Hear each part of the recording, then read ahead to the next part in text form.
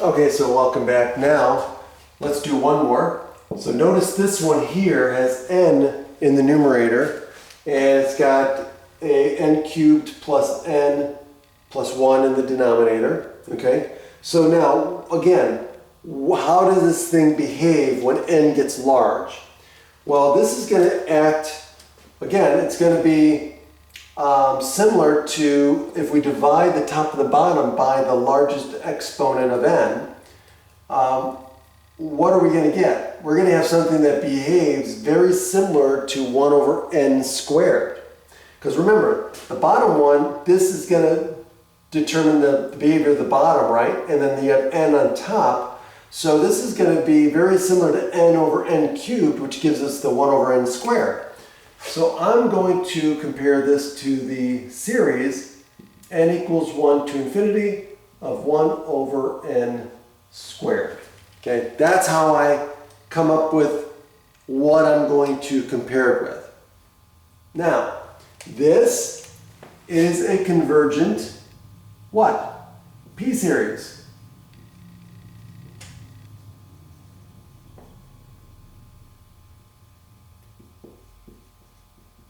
Why?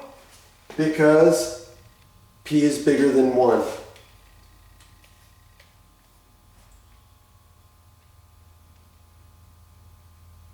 Okay, so now notice that again, this is always smaller than this, right? So we know that n over n cubed plus n plus 1 is less than 1 over n squared.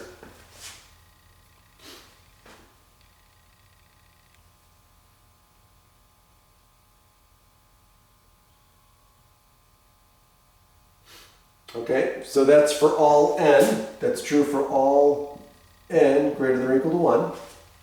And so now, again, notice that these are positive terms. This is increasing partial sums. We've got this where this is always bigger than this, or excuse me, less than this, right? So this is always less than this, which means this partial sum will always be less than that partial sum. Now, and because this is convergent, okay,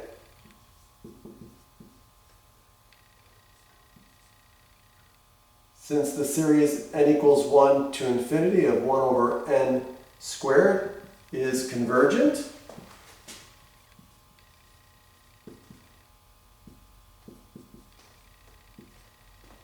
then so is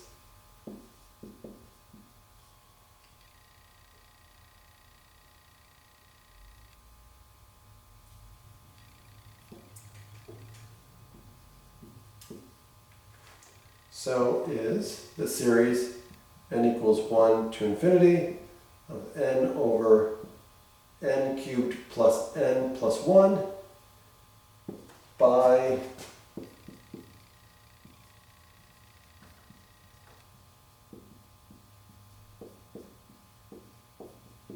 the comparison test. Okay? And that's it. Have a great day.